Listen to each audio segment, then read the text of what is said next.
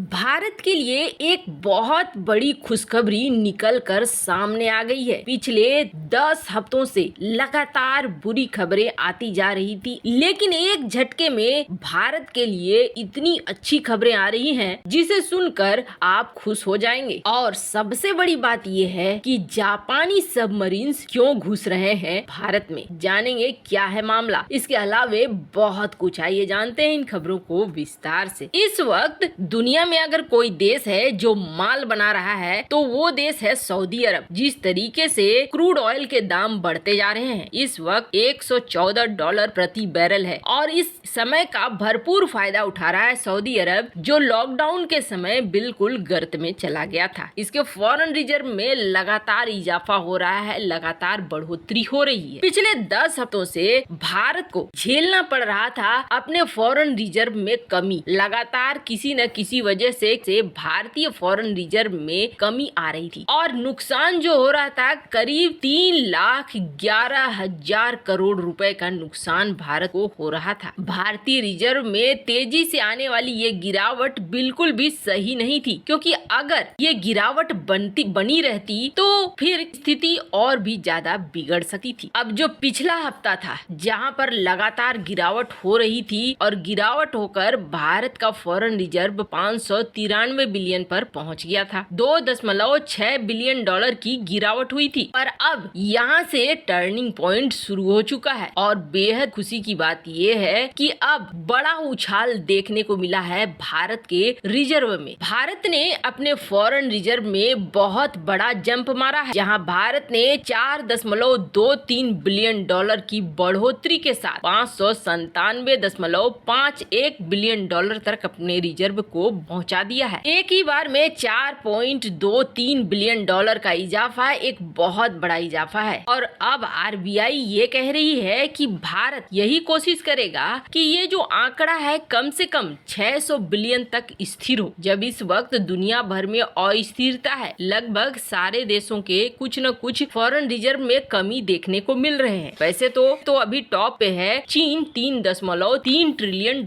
के साथ, और उसके बाद है जापान $1.3 ट्रिलियन के साथ। पर अब धीरे धीरे सऊदी अरब भी पीछे आ रहा है 450 बिलियन के साथ, एक अच्छी खासी बढ़ोतरी दिखाई है। खैर, दुनिया इस वक्त असमंजस की स्थिति में है और दुनिया भर में अभी भी महंगाई न तो रुक रही है और न ही रूस यूक्रेन के युद्ध के रुकने के संकेत मिल रहे हैं। पर इन सब के बीच भारत अभी भी इकोनॉमिक तरीके से, आर्थिक तौर पर बहुत अच्छे तरीके से खुद को संभाल रहा है और ये भारतीय विदेश नीति का ही कमाल है, जो अब तक सारी चीजें यहाँ पे संभली हुई है। खैर, जहाँ एक तरफ ये सब कुछ हो रहा है तो वहीं दूसरी तरफ एक ऐसा मौका आया जब चीन और पाकिस्तान बेहद खुश हो रहे हैं। इसलिए खुश हो रहे हैं कि भारत का एक बहुत ही बड़ा लंबा प्रोजेक्ट, जिसको लेकर भारत की बहुत बड़ी महत्वाकांक्षा थी, उस पे भारत के दोस्तों ने भी दगा दिया। अब हुआ क्या है, भारत का प्रोजेक्ट 75 आई। ये जो प्रोजेक्ट 75 आई है, इसमें पहले फ्रांस थे, रूस थे, जो इस निविदा में भाग लेने के लिए आए थे। फ्रांस, रूस, साउथ कोरिया, कई देश प्रोजेक्ट 75 आई प्रोजेक्ट के लिए अपने आप को दिखा रहे थे कि हाँ, हम लेना चाहते हैं। लेकिन धीरे धीरे करके, एक एक करके इस प्रोजेक्ट से देश निकलते चले गए हैं। यहाँ तक कि अंतिम समय में फ्रांस ने भी ये कह दिया कि नहीं, इस प्रोजेक्ट का हिस्सा हम नहीं बन सकते हैं, इस प्रोजेक्ट को हम नहीं ले सकते हैं। 43,000 करोड़ रुपए का ये प्रोजेक्ट है, प्रोजेक्ट 75 आई, जिसके तहत डीजल इलेक्ट्रिक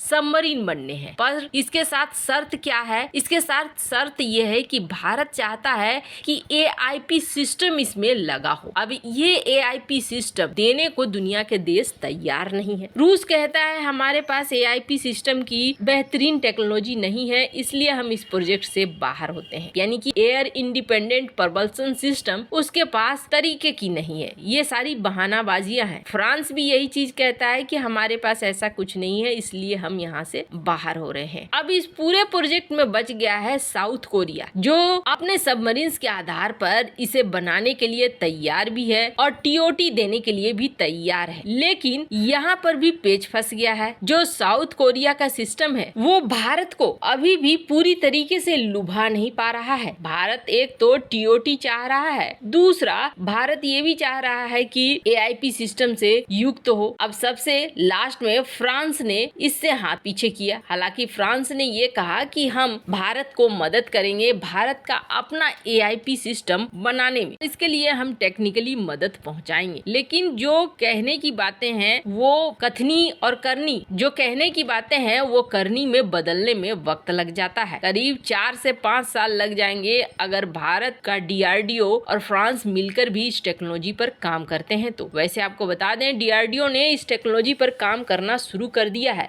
पर इसे बनने में अभी काफी वक्त लगेगा। ऐसे में चीन और पाकिस्तान खुश हो रहे थे कि चलो सबमरीन्स के प्रोजेक्ट तो अब लगभग डूब ही गए भारत के, और भारत को सबमरीन्स मिलने से रह गए। पर कल के एक ऐलान ने चीन और पाकिस्तान की खुशी पर पानी फेर दिया है। और ये ऐलान किसने किया? ये ऐलान किया है जापान ने। जैसा कि हमने आपको बताया, जापान ने ये कहा है कि वो अब 12 देशों को अपने डिफेंस वेपन का सप्लाई करेगा, और 12 देश में भारत भी आता है। वैसे Bharat, Australia, Vietnam, Thailand, Indonesia, Malaysia, Philippines, US, UK, Germany, France और इटली, ये वो देश हैं जो अब जापानी हथियारों को खरीदेंगे। लेकिन ये खरीद कब से शुरू होगी? तो आपको बता दें ये खरीद शुरू होगी 2023। पर यहाँ भारत के लिए एक सबसे बड़ी खुशखबरी आई है। जैसा कि हमने ये बताया कि भारत जापान के XA प्रोजेक्ट पर भागीदारी कर सकता है, तो वहीं दूसरी तरफ जापान के पास है वो चीज जो भारत को चाहिए, और जापान के साथ भारत इस मामले में कथित तौर पर बात भी कर रहा है। और ये कोई और नहीं बल्कि सबमरीन्स है। ऐसे सबमरीन्स हैं जो ज्यादा हायर यूनिट वाले लिथियम आयन बैटरी से युक्त है। सबसे बड़ी बात यह है कि ये है डीजल इलेक्ट्रिक प्रोपल्सन सिस्टम वाले, लेकिन ये अपने आप को स्विच कर सकते हैं बैटरी वाले सिस्टम पे भी। यानी कुल मिलाकर कहें तो भारत के